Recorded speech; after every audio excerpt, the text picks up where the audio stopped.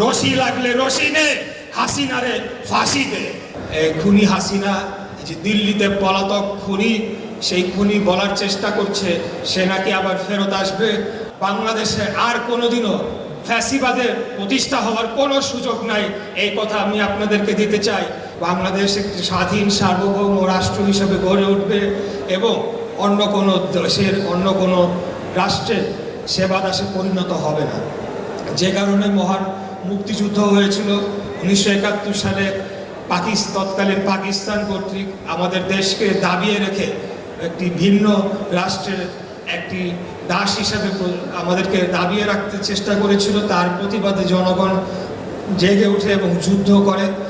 একইভাবে আমি মনে করি 2024 সালেও আমাদের পার্শ্ববর্তী রাষ্ট্র ভারতের যে সেবাদাসে বাংলাদেশকে পরিণত করেছিল খুনি স্বৈরাচারী ফ্যাসিবাদী হাসিনার সরকার, তার বিরুদ্ধেও একটা ক্ষোভ প্রকাশ ছিল 2024-এর জুলাই গণঅভ্যুত্থানের একটা অন্যতম উপাদান।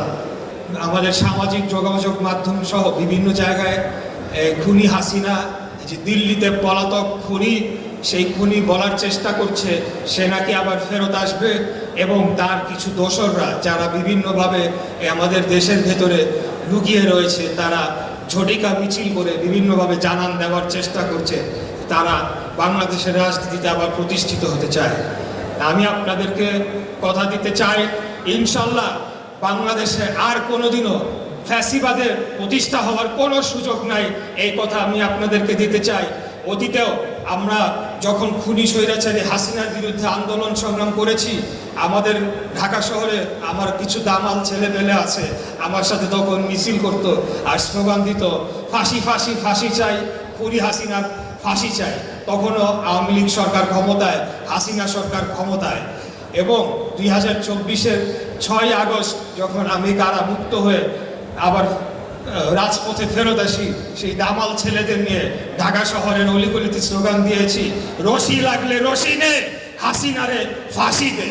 এই হাসিনাকে আমরা বাংলাদেশে ফিরিয়ে এনে ফাঁসি দেওয়ার মাধ্যমে সকল যে গণহত্যা সে চালিয়েছে, এই যে গণহত্যা জাতিসংঘ দ্বারা স্বীকৃত একটা গণহত্যা, জেনোসাইড হয়েছে, সেই জেনোসাইডের আমরা বিচার করব ইনশাল্লাহ, এই কথা আপনাদেরকে দিতে চাই।